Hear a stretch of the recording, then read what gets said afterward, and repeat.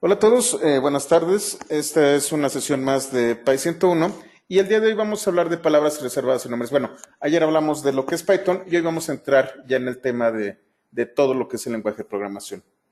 De entrada, Python es un lenguaje muy particular, es un lenguaje de muy alto nivel. Estamos hablando de que está mucho más cerca del usuario que de la computadora y va a manejar lo que se conoce como un espacio de nombres. Nosotros podemos darle nombres a cierto tipo de objetos. Y fíjense, de hecho esto es muy importante. En Python, valores y objetos son exactamente lo mismo. Un valor es un objeto que está en la memoria de la computadora. A estos objetos, para que puedan persistir en memoria, yo les tengo que asignar un nombre. Al menos deben de tener un nombre. Entonces, lo primero que tenemos que hacer es ver, bueno, qué nombres no podemos utilizar. Python, por defecto, tiene palabras reservadas, es decir, son aquellas palabras que son parte del sistema de Python, que son parte del lenguaje. Si ustedes teclean help keywords, les va a dar un listado de todas las palabras reservadas de Python. Entonces tenemos false, known, true, and, as, todas estas las vamos a ver. En el caso de Python 2, estas son las palabras reservadas. Si ustedes se fijan, una de las diferencias importantes con Python 2 es este print. Print en Python 2 es una palabra reservada y aquí no. En Python 3.7 y en Python 3, print deja de ser una palabra reservada. Ahora, además de las palabras reservadas, Python tiene un módulo. Python es un lenguaje modular, es decir, yo puedo traer código a partir de módulos, lo vamos a ver más adelante. Si no entienden el concepto, lo vamos a ver un poco más adelante. Y cuando yo inicio un intérprete de Python, va a traerse el módulo llamado built-ins. Este módulo va a traer otras funciones y va a traer otros objetos que van a ser utilizados de entrada con Python. Entonces, bueno, voy a aplicar este comando. El comando dir, bueno, la función dir me permite traer el contenido de un elemento que yo coloco como argumento. Estas no son palabras reservadas. Sin embargo, son objetos que trae el módulo built-ins. Aun cuando no son reservadas, no se recomienda utilizar ninguno de estos nombres. A lo largo del curso van a ver que estos nombres que tenemos aquí corresponden a funciones y objetos que utilizamos constantemente.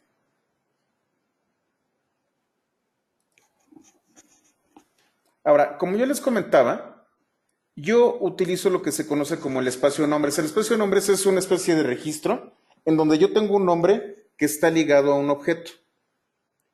Si ustedes vienen de otros lenguajes de programación, por ejemplo, como Java o como C, a esto se le llama asignarle el valor a una variable.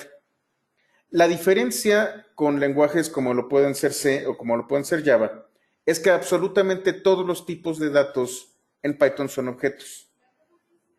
En otros casos, como sucede con C, primordialmente, o con Perl o con PHP, nosotros vamos a tener tipos básicos que representan exclusivamente valores. ¿Cómo funciona en otros lenguajes? Bueno, yo tengo un valor, este valor se guarda en una posición de memoria y tengo un nombre que tiene un apuntador a esa posición de memoria. En el caso de... Permítanme un momento. Disculpen. En el caso de Python, nosotros lo que vamos a hacer es ver el valor, bueno, más bien lo que hace Python es ve que hay un valor, lo liga a un objeto y este objeto es el que guarda en memoria. El objeto que está en memoria está ligado a un nombre. Conceptualmente es muy distinto, son cosas totalmente distintas lo que es una asignación de variables a una asignación de nombres, pero para que quede claro, es darle un nombre utilizar el operador de asignación que es el igual y tener un objeto de este lado. En mucha literatura van a encontrarse como esto, como asignar una variable en Python. No está mal, pero sí hay sus diferencias que deben de ser conocidas. Entonces, vamos a hacer algunos ejemplos. Tengo el nombre saludo, el operador de asignación igual, y aquí yo tengo una cadena de caracteres. Y una cadena de caracteres yo la defino utilizando ya sea apóstrofes o comillas que encierran a los caracteres.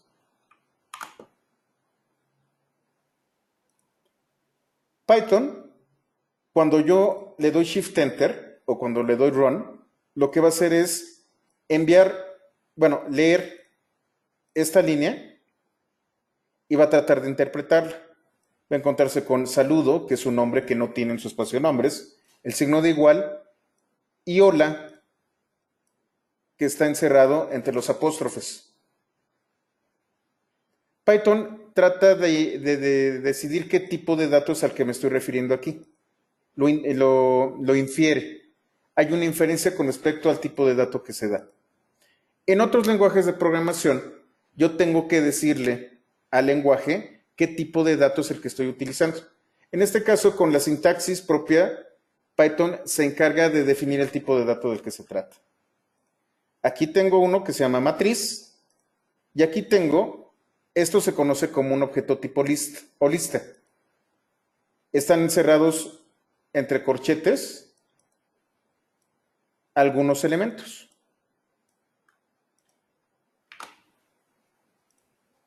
Y aquí tengo un número y del otro lado tengo un número, tal cual. Ahora, yo ya asigné 3 nombres y esos nombres están ligados a 3 objetos distintos.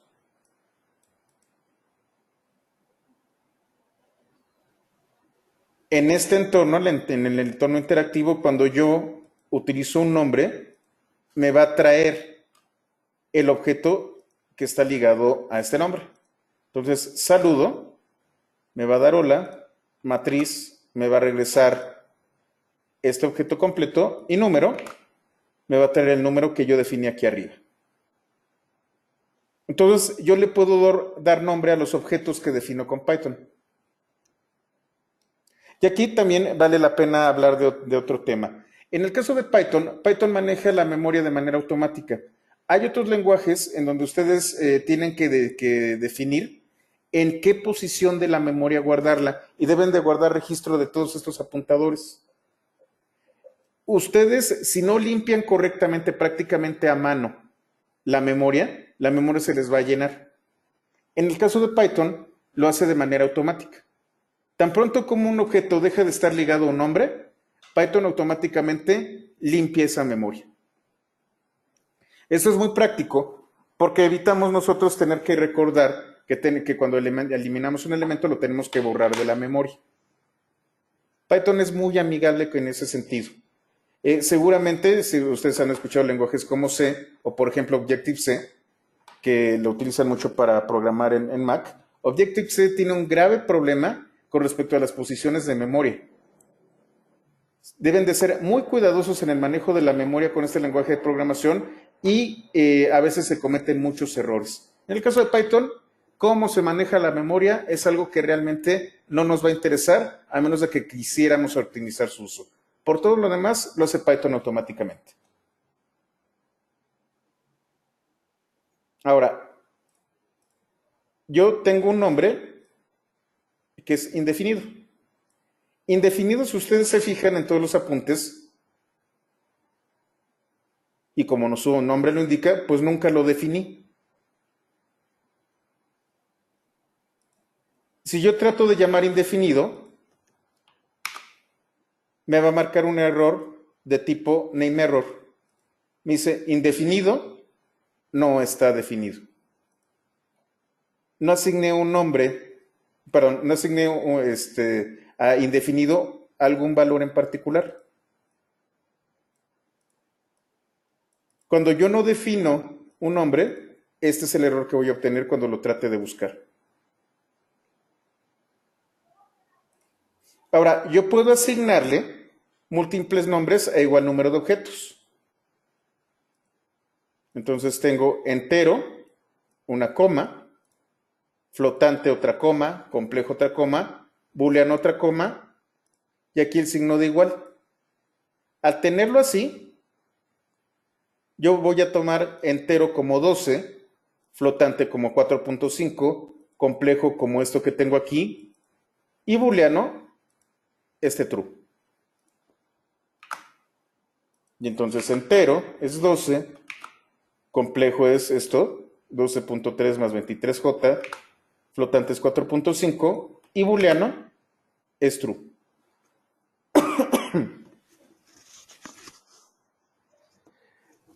Ahora bien, nosotros tenemos ciertas reglas para los nombres. Si tienen alguna duda, por cierto, son libres de hacerlo cuando ustedes quieran. Víctor Hugo, no. En el caso de Python es J para los complejos. Eso lo vamos a ver más adelante. De hecho, lo vamos a ver cuando veamos tipos de datos.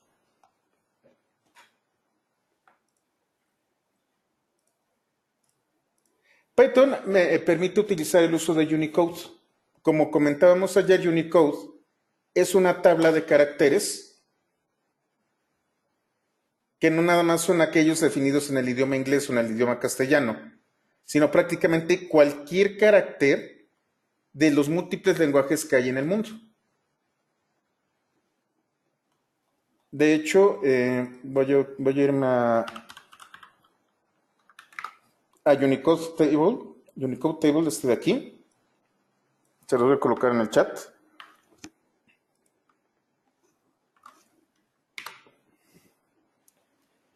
Y aquí tengo los valores de Unicode.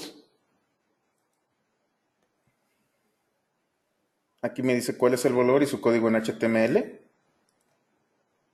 De múltiples caracteres. Si voy bajando, fíjense en el mapa que está aquí. Me dice en qué lugares, en qué regiones geográficas se utilizan estos caracteres.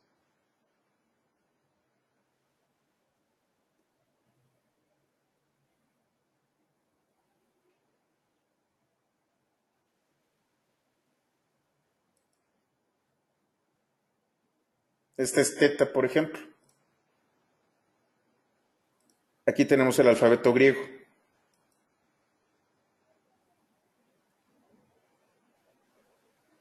Aquí tengo el cirílico, el ruso.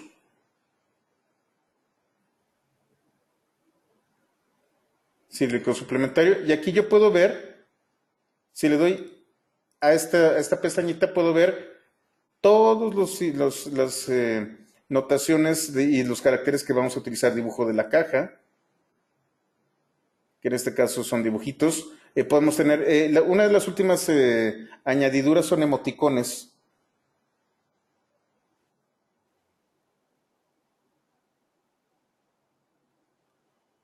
Vamos a ver dónde está. Símbolos antiguos, por ejemplo. Bueno, ahorita no se ven. No lo soporta. Ah, ahí viene. Aquí están los símbolos antiguos.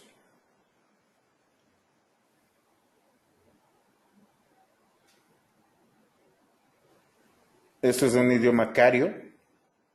Total, hay una cantidad brutal de caracteres y de imágenes. Python 3 puede utilizar cualquier carácter alfabético de Unicode para definir nombres. Los nombres pueden empezar con guión bajo o con un carácter alfabético, de cualquier alfabeto. Después del primer carácter se pueden utilizar caracteres alfabéticos, números y pueden ser también guiones. No se permiten caracteres distintos a los alfabéticos o que pudieran confundirse con operadores. Entonces, si yo quisiera colocar el asterisco o una diagonal o cosas por el estilo, no me va a aceptar esos nombres. Puedo utilizar mayúsculas, pero aquí hay que tener mucho cuidado. Python sí diferencia las mayúsculas de las minúsculas. Entonces, vamos a ver algunos ejemplos. Aquí yo tengo el nombre saludo que empieza con un guión bajo. Esto es válido. Tengo número, fíjense, aquí hay un acento y todo está en minúsculas. Y aquí tengo número con N mayúscula. Son parecidos los nombres, pero no son los mismos. Y bueno, tengo este particular en donde estoy utilizando otro tipo de alfabeto. Este es el alfabeto hebreo. Si ustedes se colocan sobre este y tratan de mover con se colocan aquí, en este extremo, y utilizan la flechita a la izquierda, no, es poquito, acá, se va a mover hacia la derecha. Y si usan la flecha de la derecha, se mueve hacia la izquierda. ¿Por qué? El alfabeto hebreo se escribe de derecha a izquierda. Nosotros escribimos de izquierda a derecha. Este es un nombre que puede ser identificado perfectamente por Python y de hecho significa Dios. Entonces tengo saludo, que lo definimos aquí.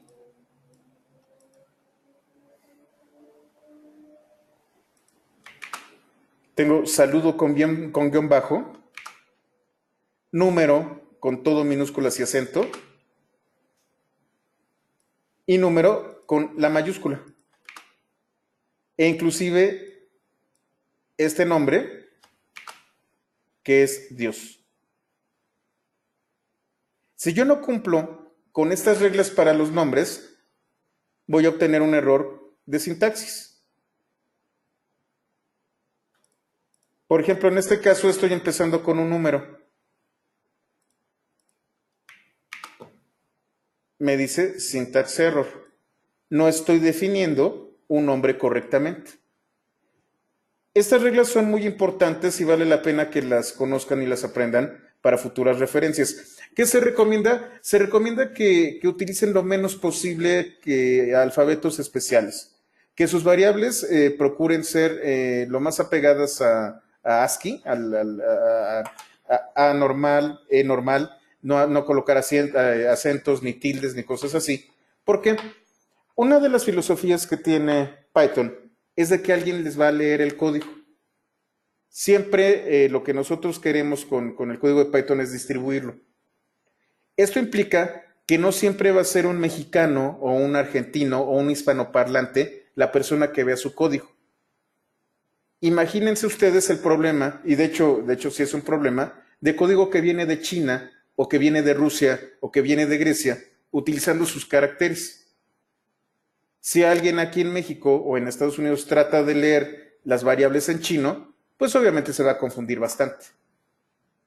Una de las reglas es, bueno, no utilicen tanto estos caracteres especiales, apéguense a nombres que estén basados en ASCII.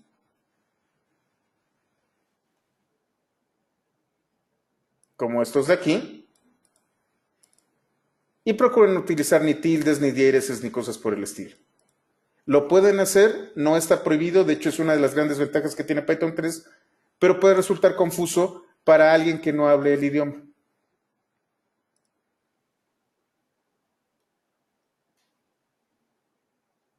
¿Hasta aquí todo claro? A ver, Rodolfo, incluso con los objetos de clases creados por nosotros, pregunto por qué vienes de C Sharp.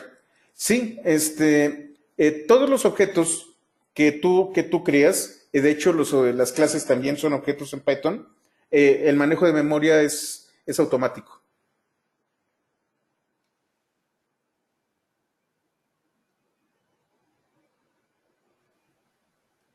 A ver, todas las asignaciones son consideradas por su valor, nunca por su referencia. Es muy buena pregunta, Rodolfo. Ya vi a qué te referías. Lo que nosotros vamos a ver son referencias a objetos. Y lo vamos a ver más adelante.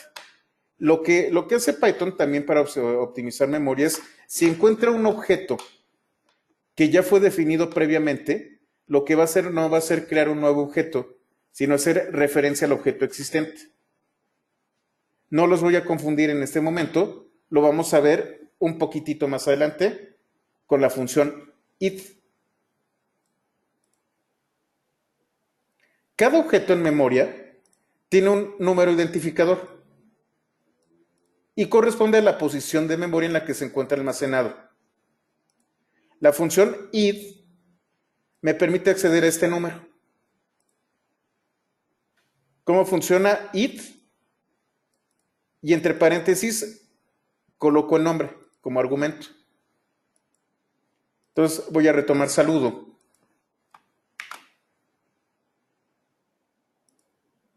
Y luego aplico la función id salud. Este numerito corresponde a la posición de memoria en donde se encuentra el objeto salud.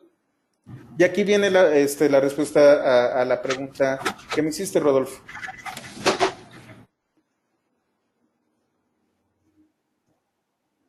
Yo voy a tener 45, tanto aquí como en esta otra línea.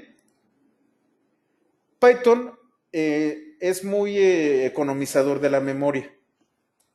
45 y 45 son iguales. Como ya hay un 45 definido, no va a colocar otro 45 en otra posición de memoria. Lo que va a decir es 45 tiene el nombre número y también tiene el nombre otro número. Vamos a verlo. Si aplico id a número, me da este valor. Y cuando le aplico id a otro número, es el mismo. En lugar de duplicar valores, si el valor ya existe, le asigna dos nombres. Hace una referencia a un objeto en la memoria. No sé si eso ya te deja más clara la pregunta, Rodolfo.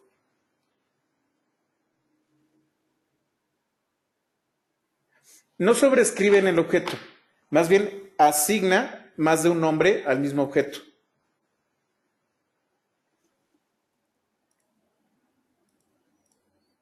Como ven, Python es un lenguaje de muy alto nivel. Lenguajes de alto nivel como C lo que hacen es guardar valores en la memoria. A C no le interesa si se duplica. Nada más le colocamos en posiciones de memoria distintas. Python dice, bueno, si ya hay un objeto que ya está en memoria, en lugar de duplicarlo, hago una referencia con dos nombres al mismo objeto. No, ahorita, qué buena pregunta hiciste. Ahorita lo vamos a ver, Rodolfo. ¿Podemos saber todos los nombres que tiene el objeto? No, no, Bruno. Desafortunadamente no, con la biblioteca estándar. Y Patricio, ahorita vamos a modificar los nombres. Vamos a verlo aquí abajo. Ahora, otro número va a ser igual a 25. Este objeto, otra vez, valor y objeto son sinónimos en Python. Este objeto es nuevo, lo va a crear, pero otro número hace referencia a 45. Cuando yo le doy Shift Enter, lo que voy a hacer es crear el objeto correspondiente a 25, le voy a quitar este nombre a 45 y se lo voy a asignar a 25. Y entonces otro número tiene este número de identificador y número tiene este otro de aquí, son distintos. Cambié la referencia. Cuando no hay ninguna referencia a un objeto, cuando no hay una referencia en el espacio de nombres a un objeto, el objeto es destruido.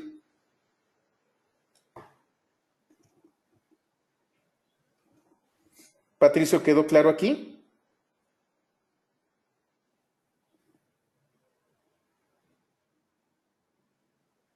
A ver, Patricio, y se lo trata como objetos. ¿Las variables no ocupan más memoria que en otros lenguajes?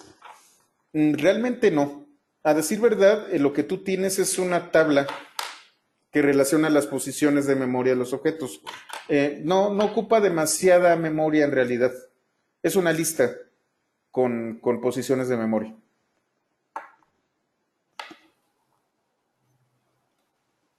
Ahora, aquí viene con respecto a tu pregunta, Patricio. Siempre cuando utilizas lenguajes como C o lenguajes compilados, la memoria se optimiza con respecto al tamaño que ocupa. Con respecto a cómo se gestiona la memoria, ese ya es otro tema. Python está diseñado para hacer una gestión optimizada de la memoria y también para ocupar la menos memoria posible, pero a través de cierto tipo de instrumentos. Se crea un objeto nuevo cada vez que se cambia el valor de una variable, pero si yo defino un objeto que ya existe, va a darle dos nombres o tres o un número indefinido de nombres al mismo objeto, Rodolfo. Ahorita lo vamos a ver y vamos a estar trabajando con algunos casos en donde esto de asignarle nombres a objetos y no repetir los objetos puede ser problemático. Lo vamos a ver cuando veamos listas y tuplas.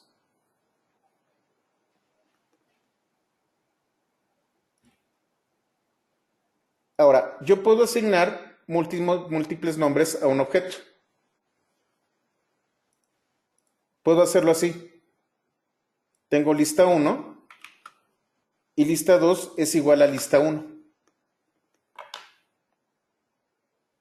En otros lenguajes de programación habría dos objetos como este en memoria. En Python hacemos referencia exactamente al mismo objeto.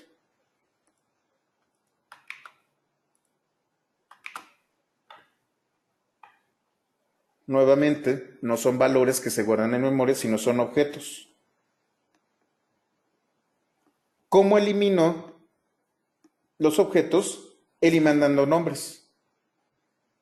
La declaración del desliga un nombre de un objeto. Si no hay ningún nombre ligado a un objeto, este objeto es destruido. Vamos a ver. Tengo nombre y le estoy asignando el objeto Juan. Es este de aquí. Voy a utilizar otro nombre y también lo voy a ligar con Juan. Como ya existe este objeto en memoria, no crea uno nuevo. La referencia, tanto de nombre como de otro nombre, es al mismo objeto. Ahora voy a borrar nombre del espacio de nombres. Es como tachar la referencia. Cuando lo elimino, lo único que hago es quitar esta referencia. El objeto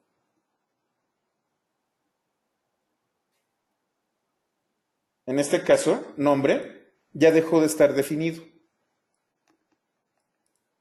Lo acabo de eliminar de mi espacio de nombres.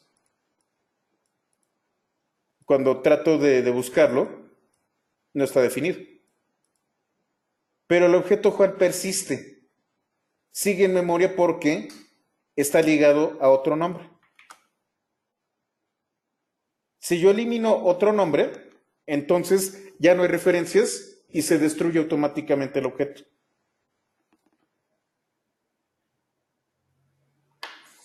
Así es, Juan Antonio. En cuanto yo quito el único nombre que le queda a Juan, el objeto es destruido. Cuando veamos programación orientada a objetos, vamos a ver lo que se conoce como el método del o un destructor en otros lenguajes de programación. Del se ejecuta cuando los objetos son destruidos y entonces este ejemplo les va a quedar más claro. Exactamente, Juan Antonio. Ahora, ¿cómo puedo ver mi espacio de nombres? ¿Qué nombres son los que tengo definidos? Lo hago a través de dir. Dir es una función que me trae el directorio en el que se encuentra. Si yo coloco un objeto, me va a decir cuál es el contenido del objeto. Si no le coloco nada, así tal cual, me va a traer lo que contiene el entorno. Este es el espacio de nombres que tengo en esta notebook. Si ustedes se fijan, tengo estos 11, 12, 13, 14, etcétera, etcétera, con guión bajo. Estos, ¿a qué corresponden? Bueno, y tengo saludo con guión bajo, booleano, complejo, entero, exit, que también es del sistema, pero flotante, lista 1, lista 2, todos estos los definimos nosotros en este momento.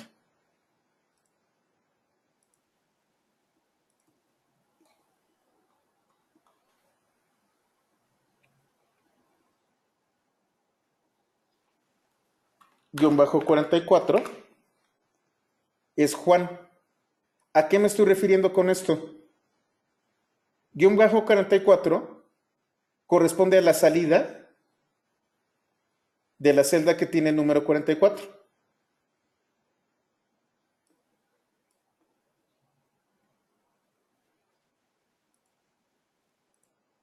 Guión bajo y 44 corresponde a la entrada de la celda 44. Estos nombres no los definí yo, los definió la notebook.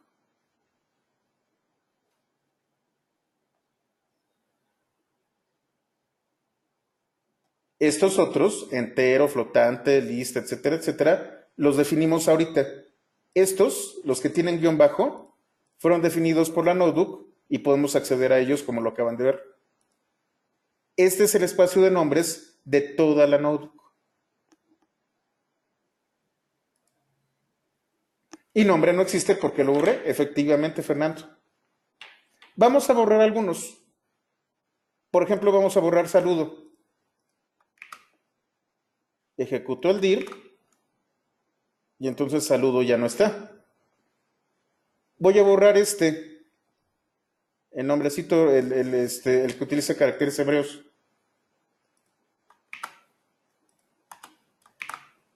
Y entonces ya no está en el espacio de nombres.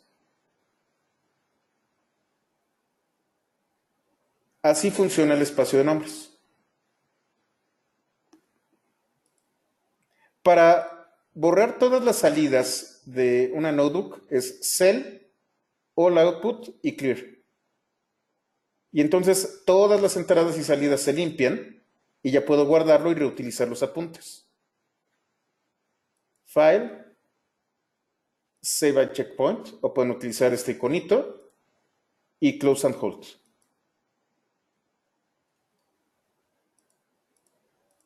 ¿Hasta aquí no hay demasiadas dudas? ¿Todo correcto? ¿Todo bien? Ok, perfecto. Vamos al siguiente capítulo que son las expresiones y los comentarios. ¿Qué es una expresión? Y estos conceptos aplican prácticamente a todos los lenguajes de programación. Una expresión es un pedacito de código de una sola línea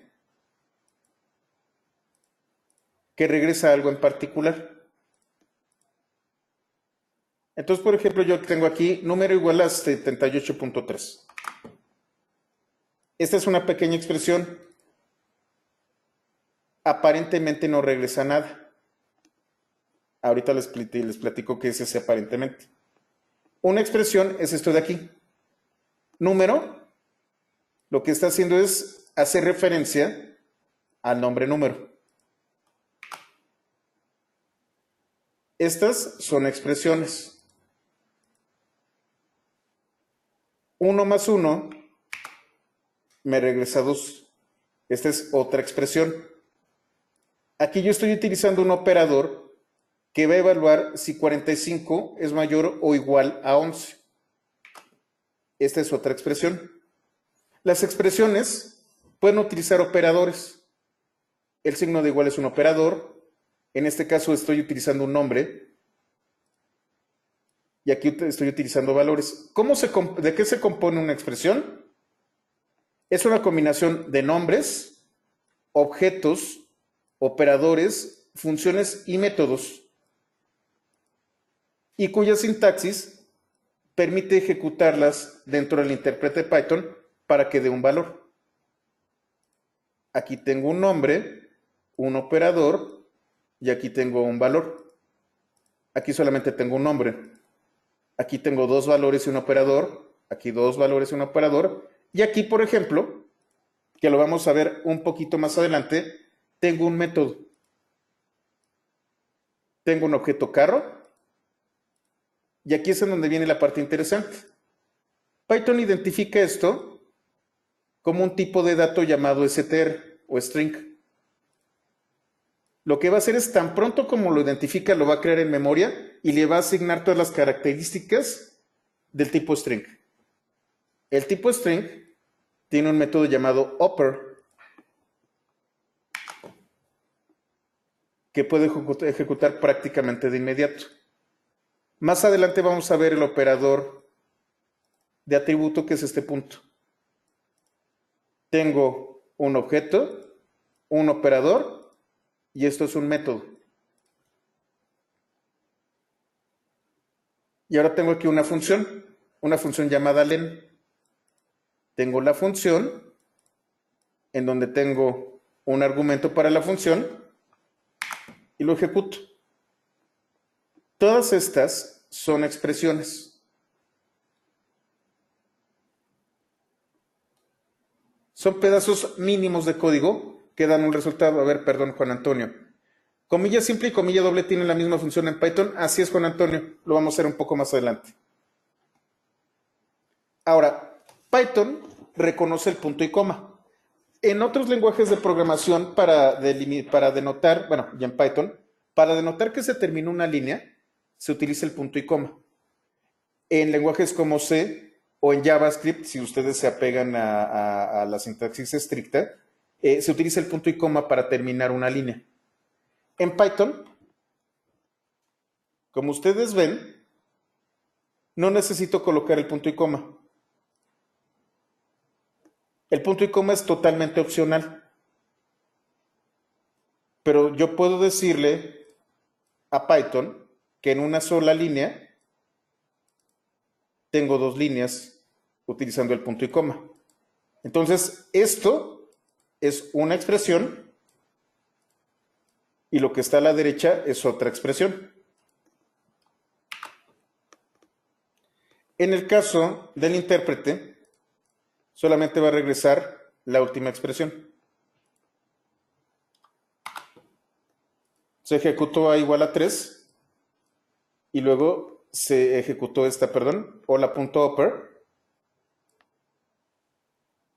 No me regresó esto.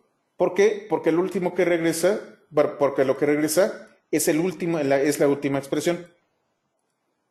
Vamos a hacerlo. Tengo una, dos, tres expresiones en una sola línea. A más igual a 11. Ahorita les explico esta sintaxis.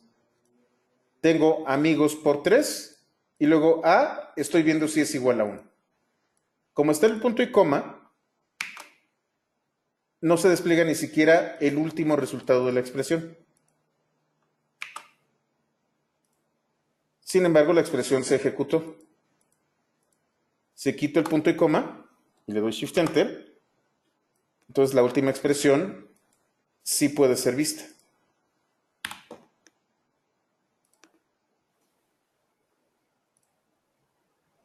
Se ejecutan, pero no son desplegadas en el intérprete. Aquí hay una advertencia. No se recomienda usar este recurso, ya sé que se corre el riesgo de ofuscar el código innecesariamente. Lo pueden hacer, pero es mucho más claro una línea para cada expresión.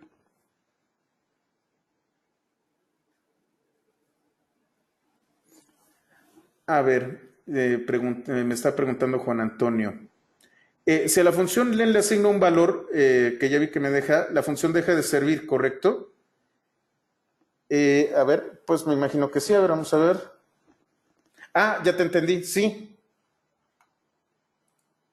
Si tú le dices len igual a 7, no es una palabra reservada. pero len ya no funciona.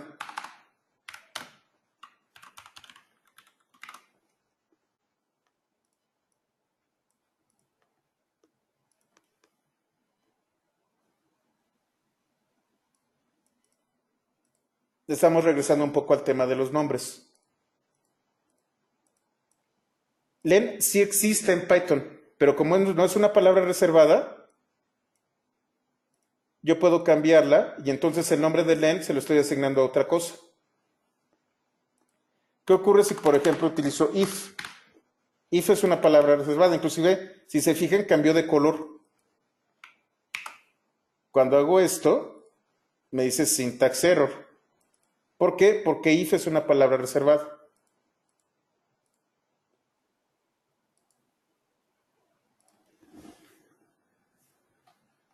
Entonces, sí, Juan Antonio, si le cambias a estos elementos que se trajo de built-ins, si les cambias el valor, entonces el nombre ya no hace referencia a la función adecuada. Procuren no hacerlo. Eso tampoco se vale hacer. ¿Hasta aquí todo bien con respecto a las expresiones? ¿Todo bien? Bueno, esto funciona en el entorno interactivo, en donde yo tengo una celda y la celda me da el resultado. Lo puedo hacer también en el intérprete de Python.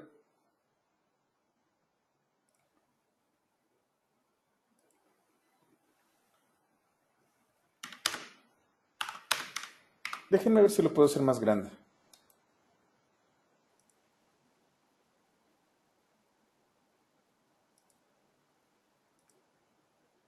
Aquí está. Esto mismo que hicimos, yo lo puedo hacer, por ejemplo, este es menor o igual a 23. Hola, por ejemplo, es igual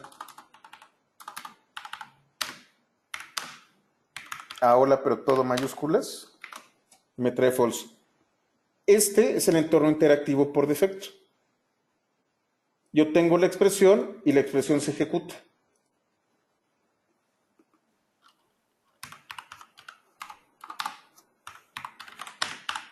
Estoy asignando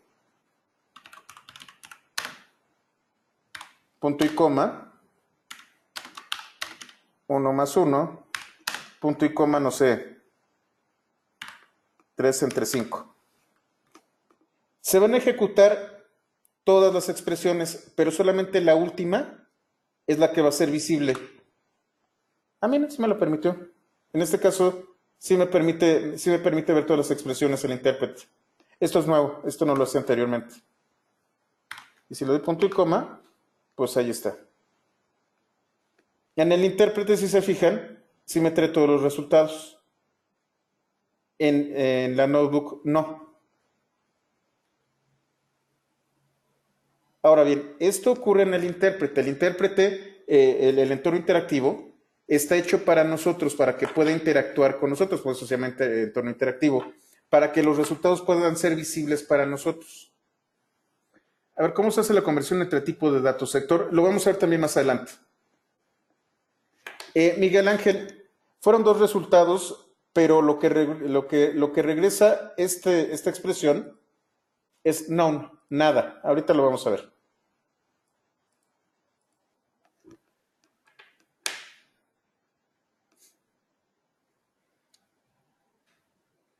No.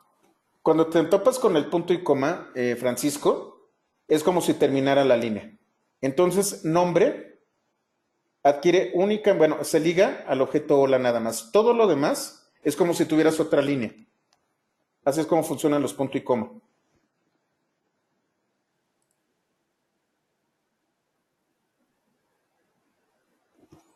Lo que estoy haciendo con el punto y coma es tener varias expresiones en la misma línea. ¿Quedó claro, Francisco?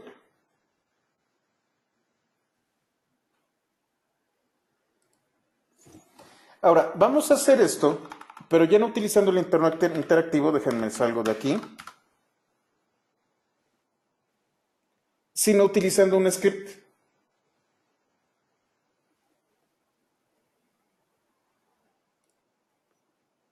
Aquí yo tengo estas celdas, cada una celda tiene una expresión, las ejecuto y hay un resultado. ¿Qué pasa si esto lo vuelvo un script? Yo tengo el archivo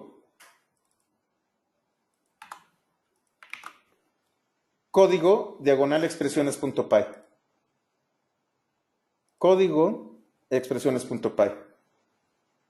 En el script tengo una expresión en cada línea.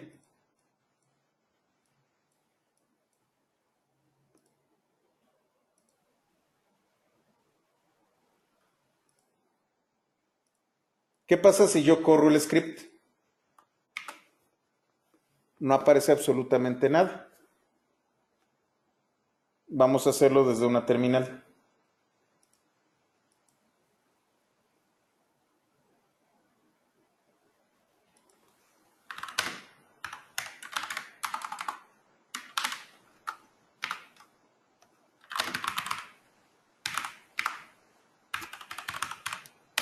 Python y expresiones.py.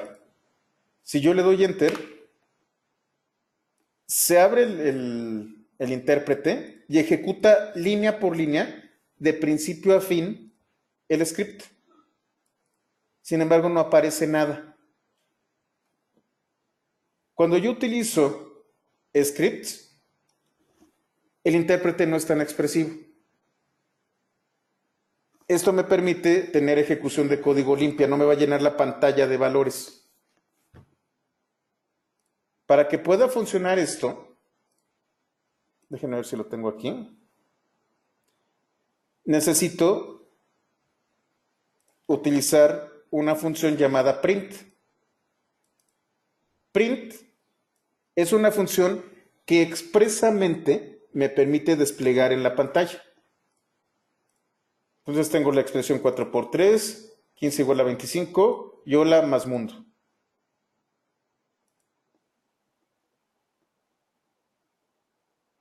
Ay, ¿por qué estoy hablando? ¿Por qué estoy viendo esto? Déjenme salirme de aquí. Cross and holds. Ah, no, sí, estaba bien. Ay, perdón. Déjenla vuelvo a abrir.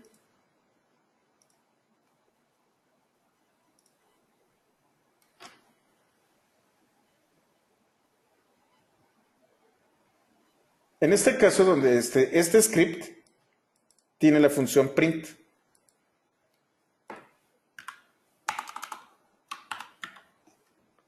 Ahora, Python, expresiones impresas, como tiene print,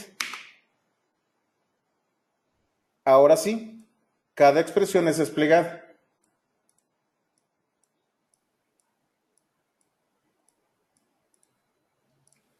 Vamos a ver en capítulos posteriores lo que se conoce como entrada y salida estándar. Si yo utilizo un script, el script no va a regresar el resultado de una expresión a menos de que haya un print. Así es, Francisco Javier, no los almacena, solamente los interpreta. Es como si tú colocaras en una pianola de las viejitas, seguramente las han visto en las caricaturas o en películas viejas, una pianola tenía un rollo que tenía cierto, un rollo de papel que tenía muescas. Hacían girar el rollo y se tocaban cierto tipo de teclas en la pianola. O una caja de música también de las viejitas que tenía un rollo metálico y le daban ustedes vuelta y se tocaba una nota. Eso es lo que hace el intérprete de Python. Cada línea la ejecuta de una por una y termina la ejecución y se cierra el intérprete. No guarda absolutamente nada. Ejecuta y hasta que termina la ejecución, sí existen en memoria los objetos, pero termina la ejecución y todo es borrado. ¿Ok? ¿Todo correcto aquí? Perfecto. Ahora, existen cierto tipo de elementos que no son expresiones y son los comentarios. Los comentarios son muy importantes y esto en el caso de Python es muy explícito, pero en otros lenguajes de programación los comentarios son totalmente opcionales. Los comentarios son pedacitos de texto que el intérprete no les va a hacer caso, aparentemente. Existen los comentarios de una sola línea. ¿Qué significa esto? En este caso utilizamos el carácter del signo de gato, el hash, y todo aquello que está después del hash no va a ser tomado en cuenta por el intérprete. Entonces tengo esta expresión y solamente lo que está a la izquierda del signo de gato va a ser interpretado, el resto no. Estos son los que se conocen como comentarios de una sola línea. Y estos comentarios también en algunos casos me permiten definir algunas cosas del entorno. ¿Recuerdan este, el shebang famoso? Me dice qué intérprete voy a utilizar. Y este, en Python 2, le dice que va a utilizar una codificación de UTF-8. Python 2 utiliza exclusivamente ASCII. Con esto, le indico al intérprete que utilice la codificación de UTF-8. El intérprete no ejecuta esto, pero sí permite hacer algunas configuraciones del entorno. Al final de cuentas, este contenido no es ejecutable por el intérprete. Existe otro tipo de comentario que se conocen como las docstrings. Las docstrings sí pueden tener varias líneas y funcionan ya sea con triple comilla o con triple apóstrofe. Cuando ustedes encierran un texto con triple comilla o con triple apóstrofe, ese texto no va a ser ejecutado por el intérprete. De hecho, hay reglas para las docstrings. Aquí en el PEP 257 les dice cómo se hace un docstring. ¿Por qué son importantes los docstrings? Porque estos de aquí me permiten a mí generar documentación automática. En este momento no me interesa que entiendan de lo que se trata esto. Lo vamos a ver más adelante. Voy a definir una función. En esta función tengo un docstring que dice ejemplo del uso de una docstring. Y dice, en este caso se utiliza para documentar una función. Y luego que tengo print hola. Y luego, este es otro docstring, no formará parte de la documentación. Aquí tengo dos comentarios y solamente tengo una línea de código y esto es una función. Cuando yo le doy Shift Enter, voy a definir la función. Las funciones las vamos a ver más adelante. Sin embargo, existe un comando llamado help. Este comando help es de ayuda y me presenta la documentación del objeto que yo coloco como argumento. Cuando pido help en la función, el docstring se convierte en parte de la documentación. A esto se le conoce como introspección. Python puede autodocumentarse si ustedes hacen bien los comentarios. Nos facilita la vida, nos ayuda a documentar el código y sobre todo nos da ayudas interactivas. Introspección, que también es otro tema que vamos a ver, creo que es el capítulo 8. Introspección significa que Python es capaz, a través del código que yo estoy ingresando, sacarme información y ayudarme con respecto a lo que yo estoy definiendo. ¿Hasta aquí queda claro? Entonces tenemos comentarios, los comentarios tradicionales en donde simple y sencillamente el contenido no se utiliza, y las docstrings, que son comentarios de varias líneas, pero si yo los coloco en un lugar estratégico, se vuelven documentación. Python es bien bonito. Sobre todo cuando ustedes ya están programando profesionalmente, les ayuda mucho a muchas cosas que otros lenguajes de programación no lo dan por sentado. ¿Todo claro hasta aquí? Si no queda claro y temen preguntar, no se preocupen. Vamos a estar trabajando con esto constantemente. ¿Por qué lo que está después de print no se documentó? Únicamente lo que está, el primer docstring, al definir una función, una clase, un método, es el que se ayuda para documentar. Los docstrings que vienen después de la definición no se toman en cuenta.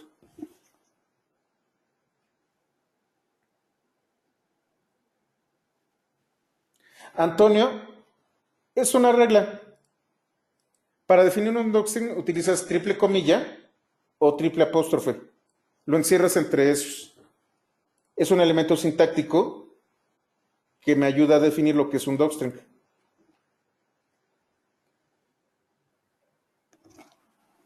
A ver, vamos a ver. Si se fijan, tengo más.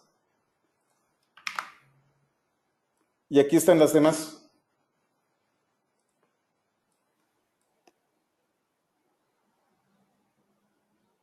Es más, es un error, déjenme lo quito para quitar el problema. Ahora sí, ya las quito. Cuando se encuentra 3, utiliza 3. Si le doy una más, se vuelve parte también de la documentación esa comilla.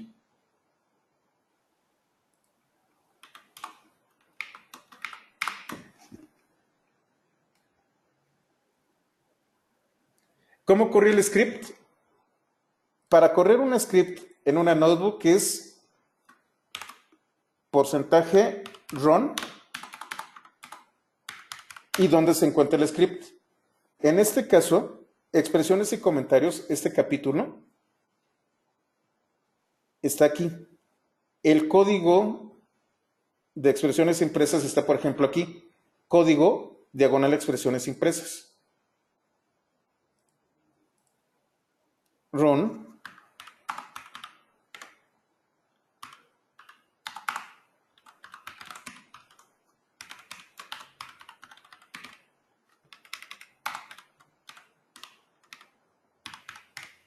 Tienes que colocarle el nombre completo. Y Shift Enter y lo corres. Tomas como referencia el directorio en donde se encuentra el notebook.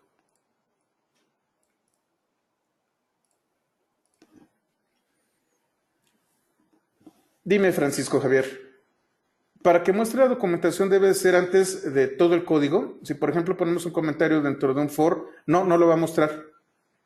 Tiene que ser cuando defines una función, una clase o un método. Si lo colocas en un for, no lo va a mostrar. ¿Cómo le haces para eliminar una celda de la notebook? Las tijeritas.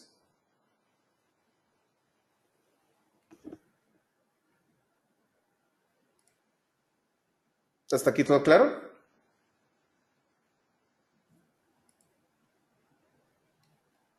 Perfecto. Por cierto, las tijeras no significan borrar, significan cortar. Entonces, si yo le doy cortar, yo puedo utilizar edit y paste cells. Por ejemplo, aquí abajo. Y entonces en la celda en la que yo me encuentro, pego lo que utilicé con la tijerita. Es por si somos demasiado distraídos y borramos sin querer, no lo elimina, se queda en memoria. Y entonces puedo volverlo a pegar. ¿Existen convenciones para documentar las funciones o reglas para la documentación en Python, César? Efectivamente, como les comentaba, tengo el PEP 257. Estas son las reglas de documentación.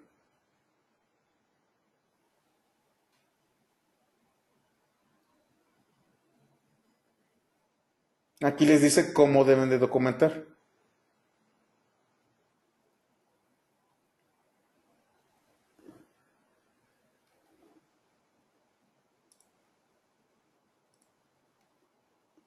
¿Todo claro hasta aquí? ¿Estamos bien? Muy bien. Vamos a terminar este capítulo.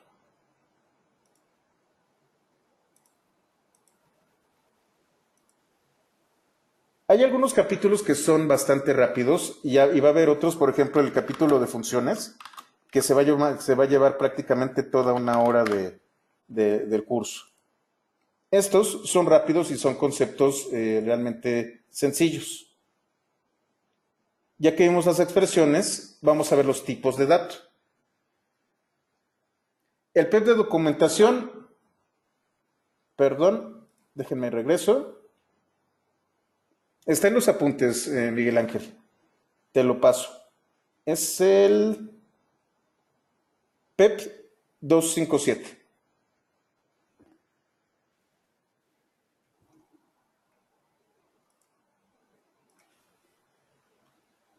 Ahora vamos a tipos de datos. Python tiene tipos de datos que ya vienen con el sistema, que ya vienen con el lenguaje. Yo puedo definir mis propios tipos de datos y puedo crear módulos con nuevos datos y así sucesivamente, pero Python tiene tipos de datos por defecto. En otros lenguajes de programación les llamarían tipos básicos, pero aquí es en donde empieza a haber ciertas diferencias. Para empezar, Python utiliza tipos dinámicos. Tipos dinámicos significa que hay otros lenguajes en donde yo tengo que decirle, voy a abrir un editor de texto.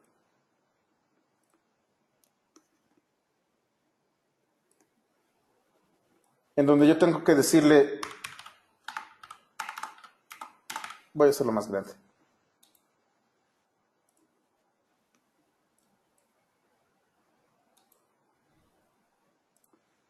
¿Cómo le hago? Aquí en formato fuente.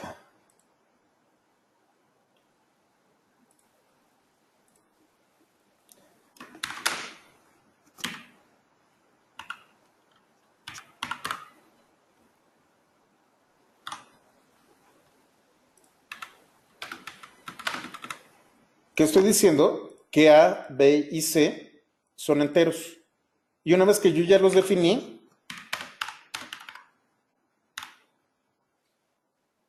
les asigno valor. Tengo que inicializar las variables y decir el tipo del que se trata. En el caso de Python, Python tiene tipos dinámicos.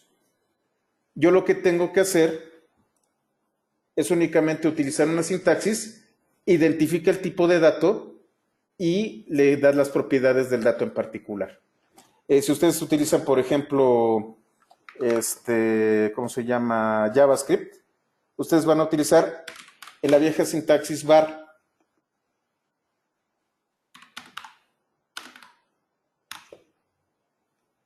En la sintaxis nueva utilizan, ahí se me fue el nombre, let. Por ejemplo, sí. Aquí yo tengo lo que se conoce como tipado estricto. Tengo que decir el tipo de dato. JavaScript tiene también tipado dinámico, pero también puede inicializar valores. En el caso de Python no es necesario inicializar. Simplemente los nombras y se acabó. Ahora, aquí viene una parte interesante. Aun cuando tiene tipos dinámicos, es fuertemente tipado. Volvemos al caso de JavaScript. Es más, voy a abrir una consola de JavaScript.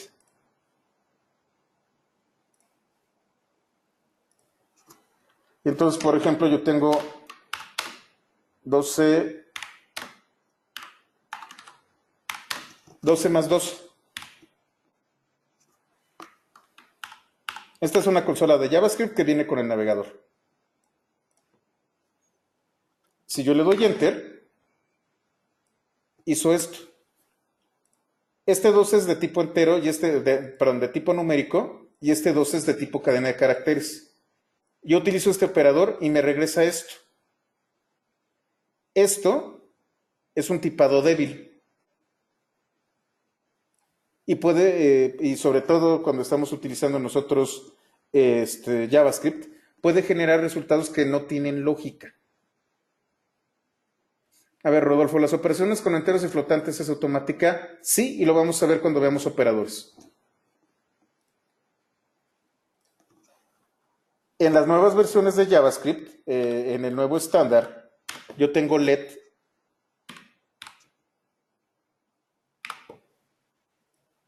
para definir una variable. En este caso la definí, pero no contiene nada. Se llama undefined.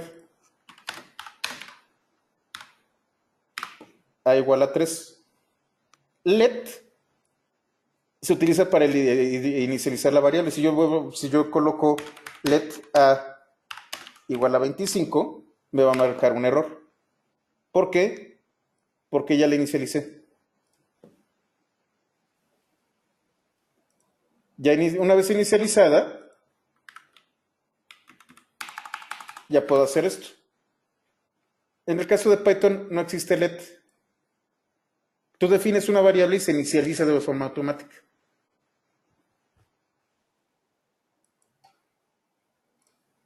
Ahora, lo que sí no podemos hacer, voy a añadir aquí una celda, 22 más 22. Estos son tipos distintos. Y si no son compatibles, me va a marcar un error de tipo.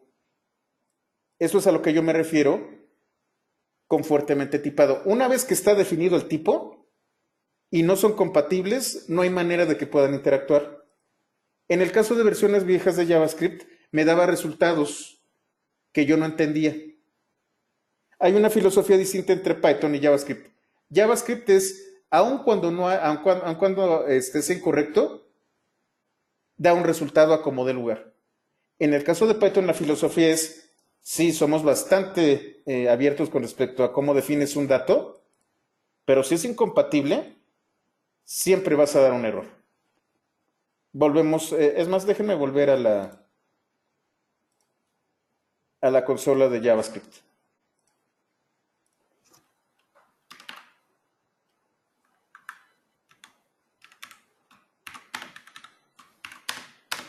Tengo aquí un operador.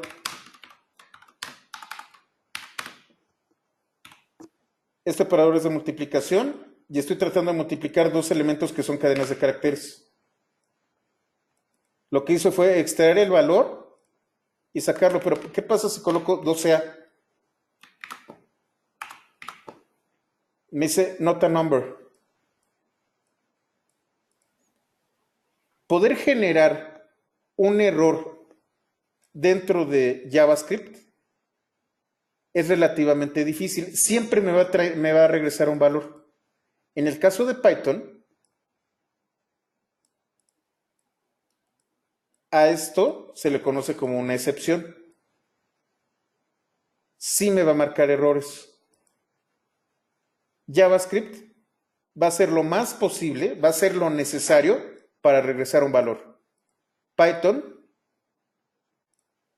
como es de tipado estricto, perdón, como es fuertemente tipado, me dice, ¿sabes qué? No es compatible, esto es un error, es incorrecto. Y aquí es en donde yo hablo sobre la bondad o la maldad de un lenguaje de programación. JavaScript está muy satanizado, honestamente a mí no me gusta JavaScript.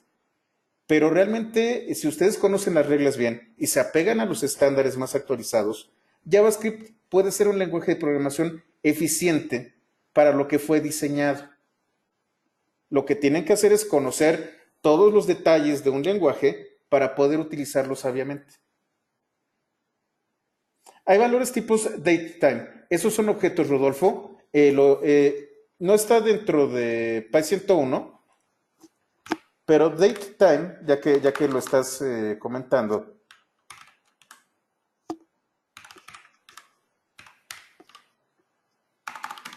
digamos que es el siguiente módulo que es Py 121. Se los voy a colocar en el chat. Aquí en Py 121 hablamos de los objetos de fecha y hora. Ahí tenemos los objetos de la clase datetime. Se está tardando, entonces no lo voy a hacer. Bueno. En Py 121 hablamos de datetime. Digamos que es el siguiente módulo, terminando Py 101 y Py 111. Sigue Py 121, pero no está dentro de los alcances.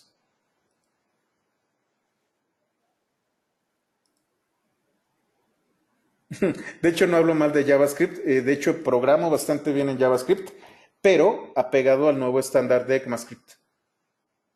Y no solo programo,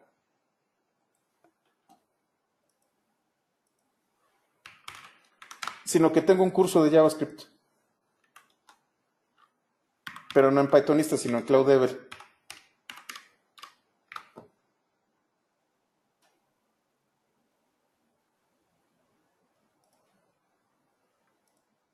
Es CD211. Este es mi curso de introducción a JavaScript.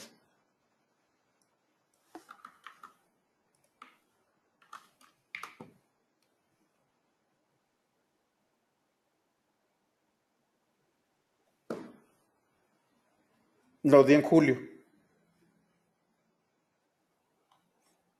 El lenguaje realmente, como les digo, no me gusta, pero es necesario para frontend. Entonces, aun cuando no me gusta, mi obligación como alguien que quiere compartir conocimiento es darles el mejor curso posible de JavaScript. Ese es mi mejor tiro con respecto a JavaScript, apegado al estándar ECMAScript a partir de 2015.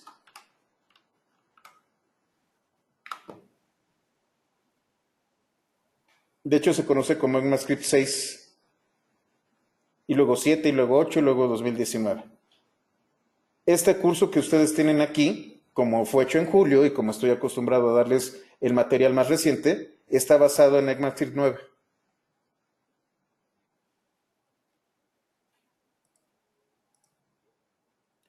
Ese curso en particular requiere una máquina virtual. La máquina virtual de Pythonista funciona porque tengo un kernel de JavaScript. Si no, no podrían utilizarlo. Bueno, ya luego les platico. Es más, si quieren, el viernes a las 2:30 tenemos una sesión para enseñarles qué es lo que tengo con respecto tanto a Pythonista como a CloudDevel, para no perder tiempo aquí. Y otra particularidad que tiene Python es que todos los tipos de datos, son clases. Los que son nuevos en esto, nada más quédense con ese concepto. Los que ya han programado en otros lenguajes de programación como Java o como C Sharp o como C++, tienen tipos básicos que son los enteros, los flotantes, las cadenas de caracteres, y esos corresponden a valores. En el caso de Python, tanto los enteros como los flotantes, como los complejos, como los booleanos, son objetos, no son valores. Es una diferencia que tenemos con esos otros lenguajes de programación. Python, absolutamente todo es un objeto. Y lo vamos a ver en este curso. Ahora, ¿qué tipos de datos son los que tenemos por defecto en Python? Tengo los tipos entero, los tipos float, de punto flotante, los complejos, que si ustedes hacen un poquito de recuerdos, bueno, los que estuvieron en área 1 de la prepa, números complejos son aquellos en donde sí existe una raíz de -1. La raíz de -1 es igual a i. En el caso de Python, en lugar de la i, se utiliza la j para denotar el componente imaginario. Tenemos tipo bool, que son los booleanos, verdadero o falso. Tomás, área 1 y área 51, sí, algo así. Tenemos booleanos, que son verdadero o falso. Tenemos tipo non-type, que no tiene valor, y es non. Tenemos cadenas de caracteres, que son str. Estos tres, str, bytes y byte array, son cadenas de caracteres. str son caracteres Unicode, en donde yo puedo utilizar todos aquellos caracteres que les acabo de enseñar. Bytes solamente son caracteres en código ASCII. Byte array son caracteres en código ASCII, pero son mutables. Ahorita les voy a platicar sobre lo que es indexable y mutable. Tengo objetos tipo list, que son listas, que son colecciones ordenadas e indexadas de elementos. Tengo objetos tipo tuple, que también son colecciones ordenadas e indexadas de elementos, pero que no son mutables.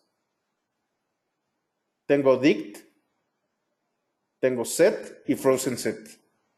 Estos son los tipos de datos principales de Python. Ustedes en las bibliografías, en los libros, normalmente se van a encontrar con int, con float, con complex, con bool, con on, con str, y a veces se van a encontrar con bytes y muy pocas veces byte array. Estos son muy recientes y solamente están en Python 3. Frozen set tampoco los utilizan a veces, pero existen y vale la pena explorarlos.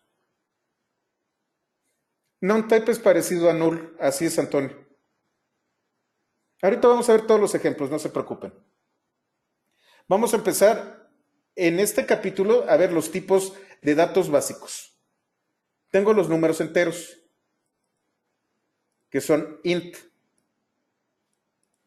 ¿Cómo puedo yo expresarlo? Como decimal, con el sistema decimal, 24 o 60, puedo utilizar binarios a donde tengo que anteceder 0b.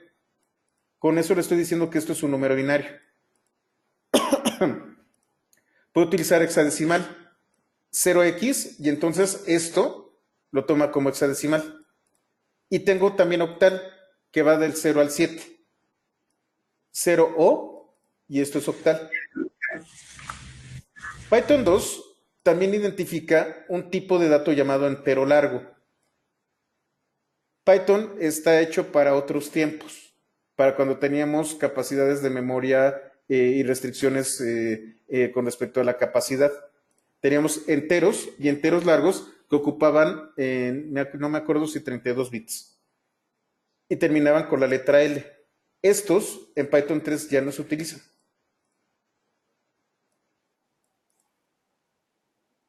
Y entonces la siguiente celda va a definir a 24. 24 es un entero. No hay problema. Aquí tengo 139, pero en binario. Aquí 1522, pero utilizando hexadecimal. Y aquí 159, pero utilizando octal. Así es como yo puedo expresar números enteros en Python. Ahora tengo también los puntos flotantes, los float. Son números que tienen decimales. Aquí hay un problema. La precisión de Python. Fíjense qué va a pasar aquí. Tengo 2 entre 3. El resultado es 0 y una sucesión de 6, pero no redondea, trunca. Y en algunos casos, lo que hace Python es hacer el cálculo lo más cercano posible. A veces llega a resultados absurdos. Una vez coloqué 1 más 1 y me salió 1.999999. En lugar de 2, me dio una precisión dentro de la capacidad de cómputo de mi computadora, valga la redundancia. Uno de los grandes problemas que tenemos nosotros a la hora de programar es la precisión. Esto no es preciso. ¿Por qué? Porque 2 entre 3 es una sucesión infinita de 6. Y en algunos casos, sobre todo cuando estamos hablando de, por ejemplo, calcular el IVA, que es toda una pesadilla, ¿dónde van a redondear ustedes? ¿Es 0.66 o 0.67? ¿Y dónde redondean? ¿Aquí? ¿Aquí? ¿O acá? al final. El problema del redondeo es algo difícil. En el caso de Python, por defecto, trunca cuando llega a su límite de precisión. Dentro de los números, además de los enteros y los flotantes, tengo los números complejos. A ver, José Alejandro, ¿qué tipo de datos debo utilizar al momento de dividir un entero y un decimal? Ahorita lo vamos a ver con los operadores. En el caso de Python 3, bueno, de una vez te respondo la pregunta. En el caso de Python 3, cuando tú haces una división de entero entre entero, te regresa un objeto tipo float. Inclusive si es exacta la división. Déjenme abrir Ubuntu.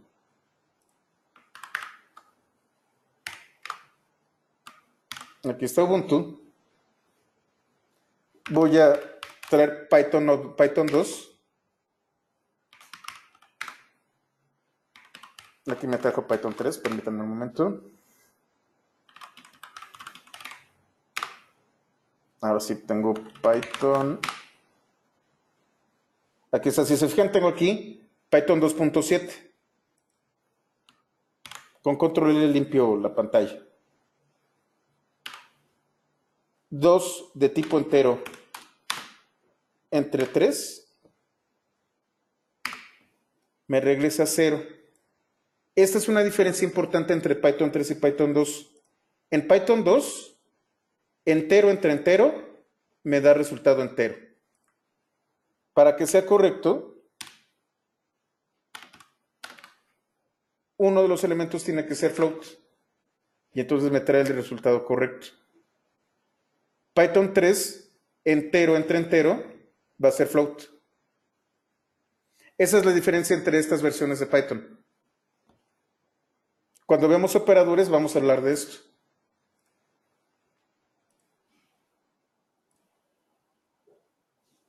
¿Pero quedó claro? ¿Todo bien? Estoy hablando de Python 2 prácticamente de forma histórica. Todavía se van a encontrar mucho código de Python 2, pero nuevamente Python 2 se va a volver obsoleto en 2020. ¿Está contestada la pregunta, José Alejandro? Perfecto. Los números complejos son una composición, para evitarnos por muchos problemas conceptuales, les platico rápido qué es un número complejo. Cuando ustedes dividen entre raíz de menos 1, normalmente dicen no se puede, pero los matemáticos son muy necios y dijeron, ¿sabes qué? Raíz de menos 1 sí se puede y raíz de menos 1 se va a llamar i. Y entonces se crearon los números complejos.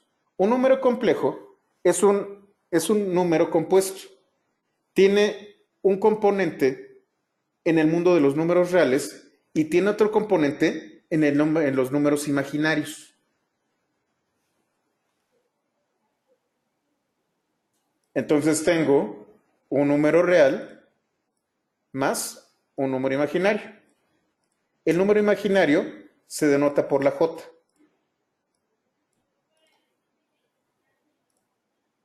Puede tener signo negativo. O bueno, no puede haber componente real y entonces tengo imaginario y J. Vamos a ver los ejemplos. Ay, no sé por qué sale esto. Bueno, 2 más J, 2 más 5J y sale esto. Si se fijan, hay paréntesis. Pero yo puedo hacer esto. Estoy definiendo una expresión de resta. Tengo dos elementos y el resultado es un imaginario, es un complejo. Aquí tengo otro y aquí tengo otro. Los complejos son utilizados mucho para electrónica y para álgebra. Se utilizan realmente poco en programas tradicionales, pero si ustedes se van a meter a cómputo científico, los complejos se utilizan bastante. Sí, es una expresión matemática. Francisco, veo que al imprimir un número binario la salida es en decimal. ¿Cómo puedo ver el resultado en binario? Ahorita lo vamos a ver con el print. Francisco. Es más, de una vez me voy adelantando.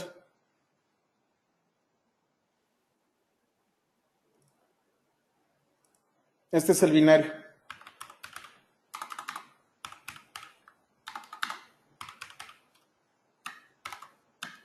Esto es entrada y salida estándar, lo vamos a ver más adelante.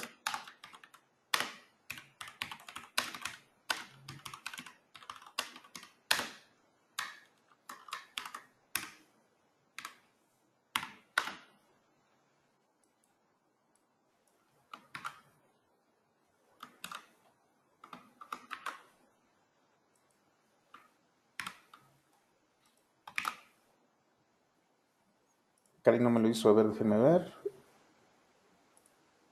Está aquí.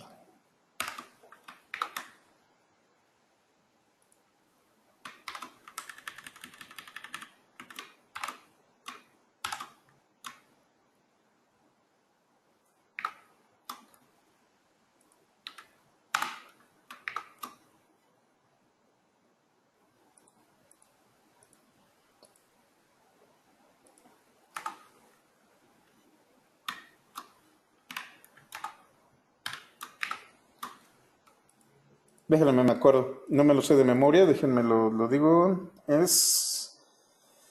Ay, se me fue el nombre. Bueno, se los tengo cuando llegamos al capítulo. Yo le puedo decir que sea, por ejemplo, aquí con F, le estoy diciendo que me lo dé como punto flotante. Con E, que me lo dé con notación científica. Con O, creo que es octal.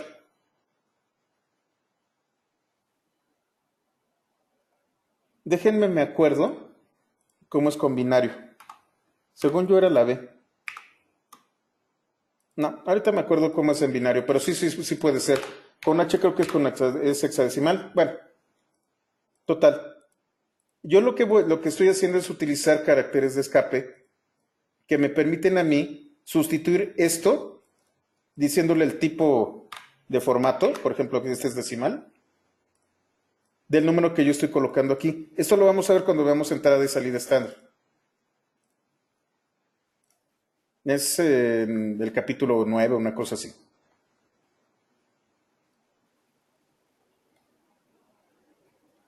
Ahora, ya tenemos aquí los complejos. En caso de que sea un complejo únicamente con el componente en los imaginarios, hago esto de aquí. Y todos estos son números complejos. Este, por ejemplo, es un complejo, pero solamente tiene un componente en los números reales.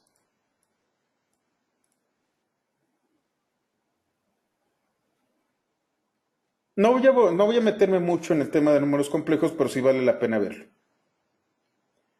Los valores booleanos en Python son muy particulares porque son valores numéricos y a la vez lógicos. Cristian, ¿a qué me refiero con cómputo científico y es algo distinto a análisis de datos? Sí, sí, Cristian. También voy a verlo de una vez. Voy a abrir una notebook, que es lo que vimos con Py 311 y Py 301. De hecho, otra vez volviendo al repositorio, van a soñar los repositorios. Py 301 es introducción a herramientas de análisis de datos y cómputo científico. SymPy me permite a mí hacer cómputo simbólico. En lugar de utilizar números, utilizo ecuaciones y símbolos. Análisis de datos es una pequeña porción de todo el potencial de cómputo científico que tiene Python. Entonces, si quieres saber un poquito más al respecto, Py 301 y Py 311, ese es de herramientas de análisis de datos.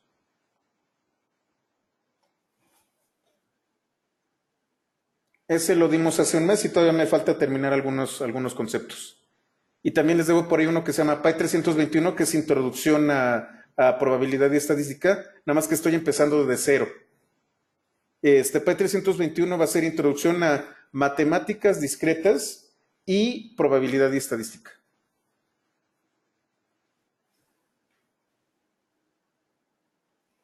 Es mucho trabajo. De hecho, ya que estamos en esto y tenemos un poquito de tiempo, voy a terminar el capítulo aquí en el capítulo 5. Este proyecto de Pythonista acaba de cumplir 2 años. La intención de Pythonista es generar este tipo de documentos y contenidos precisamente para ciencia de datos. Entonces, tengo mucho contenido para ciencia de datos. Py 321 es el último de nivel básico y los siguientes cursos que van a seguir de Pythonista son análisis de datos avanzado. Entonces, vamos a hablar un poquito de álgebra lineal, nos vamos a meter a estadística inferencial, luego vamos a hablar de machine learning, después de deep learning y luego vamos a hablar de todo el tema de patrones, tanto visuales como de video y audio, y nos vamos a meter a inteligencia artificial. Pero me gusta empezar desde cero. Los cursos desde cero son estos que tenemos aquí. Py 101 y Py 111. Y como les digo, estos en particular, Py 101 y Py 111, los empecé en 2010. La intención es que dentro de 2 o 3 años más tenga todo un compendio de cursos y capacitaciones totalmente de libre distribución, enfocadas mucho a diseño de aplicaciones y particularmente a data science con Python. Entonces, bueno, esténse al pendiente. Los apuntes son libres. La gran mayoría de los cursos tienen versiones viejas en el... Si se van a YouTube, al canal de Pythonista, hay algunas listas de distribución que son públicas.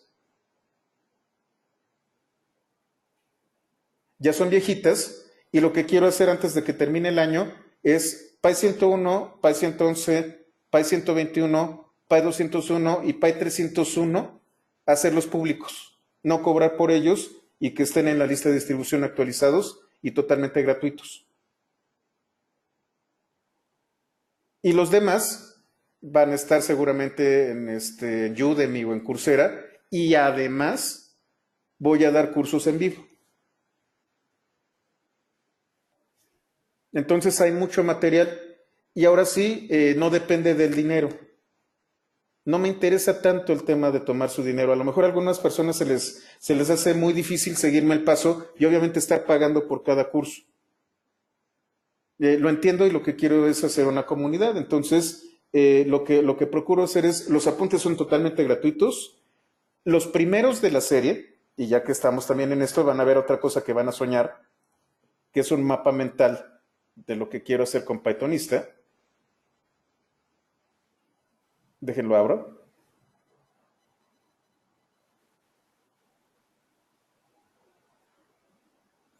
Digamos que este es el roadmap de desarrollo de cursos que tengo con Pythonista.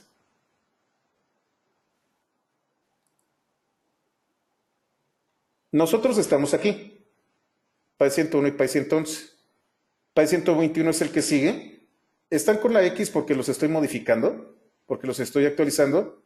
Py 121 ya está actualizado. Py 131, yo espero, el que tiene signo de interrogación es que los voy a dar este año. Y los que no tienen nada están en desarrollo.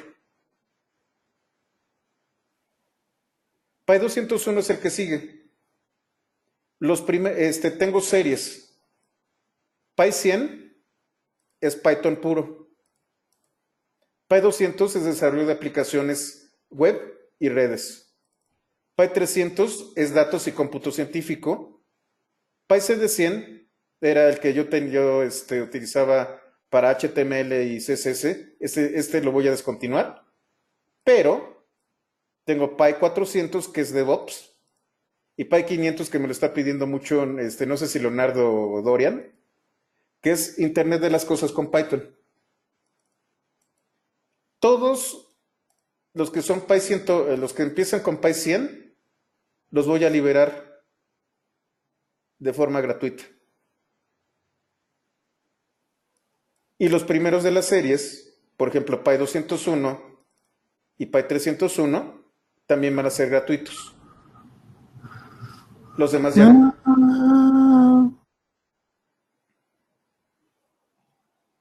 Y como ven, pues tengo, como les digo, llevo 2 años y yo creo que me voy a tardar todavía otro año y medio para terminar todo esto. ¿Por qué me voy a terminar otro año y medio? Porque además de Pythonista, tengo otro proyecto llamado CloudEvel. Empieza con Linux, tiene una especialización en JavaScript y va a ser JavaScript para datos, uno de infraestructura para DevOps, otro para desarrollo con DevOps, uno específico para base de datos y que es OpenStack, que es infraestructura y consolidación de data centers. Los llevo en paralelo. Y entonces aquí hablo de contenedores, de Kubernetes, de Docker, de infraestructura como código, NetOps, ¿cómo se llama? DevSecOps y todo este tipo de cosas. La intención es generar tantos cursos como yo pueda para los colegas programadores, que son ustedes. Hay uno de seguridad para redes que está aquí en Linux, que es el CD131, seguridad defensiva con Linux. Ese va a ser.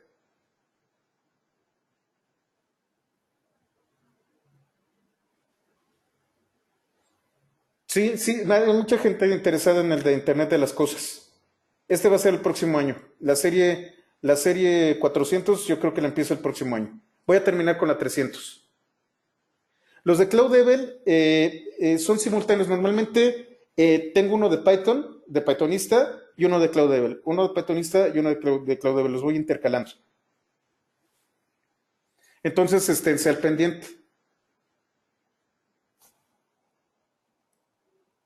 Normalmente yo los anuncio en LinkedIn o en la página de Pythonista, que es pythonista.io, o la de CloudEvel, que es cloudEvel.com. Sí, están en las redes. Tenemos un grupo bastante nutrido en Facebook de Pythonista y estoy empezando con CloudEvel a generar grupos especializados. CloudEvel es muy, muy especializado. Es ya cuando están en nivel un poquito más avanzado como desarrollador. Es un poco más cerrado, pero toca temas muchísimo más interesantes cuando ya tienen experiencia programando. Entonces, bueno, vamos a continuar. Es para que entiendan de qué se trata esto. A decir verdad, es un esfuerzo porque la comunidad de programadores de habla hispana merece algo así. Los contenidos están normalmente en inglés o en otro idioma. Me he peleado mucho con mucha gente al respecto. Y me hicieron hace un par de años una pregunta que le estoy respondiendo. Me dijeron, bueno, si tantas críticas tienes y tanto crees que es necesario esto, ¿por qué no haces tú los cursos? Soy de esas personas a las que no les pueden hacer esa pregunta porque sí los hago. Y entonces, por necio y porque me gusta mucho compartir con ustedes, estoy haciendo todo esto. Así que bueno, vamos a continuar. Tenemos los booleanos. Los valores booleanos en Python son numéricos, de hecho son enteros, y además tienen una implicación lógica. Los booleanos pueden ser true o false, verdadero o falso. La primera letra es mayúscula.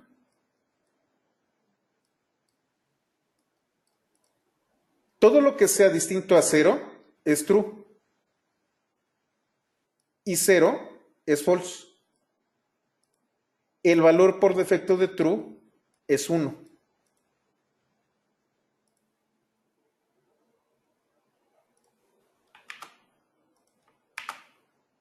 Vamos a estar jugando con estos elementos posteriormente cuando veamos condicionales.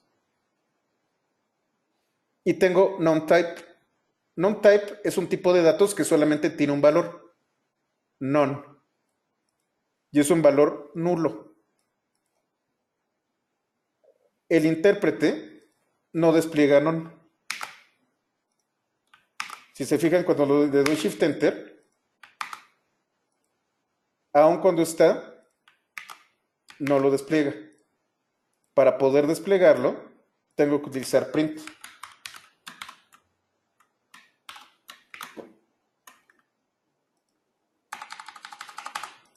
No, no es muy parecido al null de JavaScript. No, no es un componente que se puede bajar, de hecho lo tengo que actualizar. Voy a guardarlo en una imagen y lo voy a colocar en el sitio de Pythonista y en el de CloudDevil para que lo puedan ver. Y sí, puedes bajarlo con FreeMind, que acaban de colocar la liga ¿cómo se llama? En el chat. Entonces, si quieren, yo creo que sí puede ser interesante. En el sitio de Pythonista y en el de CloudDevil voy a colocar los mapas mentales y les voy a hacer la referencia a FreeMind. Ah, Jaime, platicamos. Porque sí, también estoy en el grupo de ciencia de datos y veo que en Ecuador están haciendo cosas muy interesantes. Entonces lo platicamos, Jaime. Entonces, bueno, son las 4:10 para las 5. Vamos a dejarlo aquí. Nos quedamos en el capítulo 5 y continuamos el día de mañana. Perfecto, lo anoto, Jaime. Muchas gracias.